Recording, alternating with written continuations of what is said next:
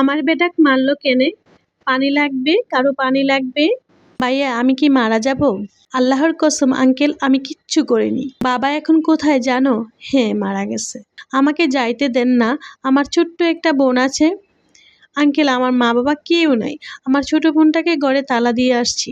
আর এরকম অনেক না বলা কথা আছে। একটা স্বাধীন বাংলার জন্ম হোক, এই কথাগুলো ইতিহাস থাকবে। শুনতে ভয়, দেখতে ভয়, বলতে ভয়, লিখতে ভয়, এমন দেশকে আমরা কিভাবে স্বাধীন বলি বলো?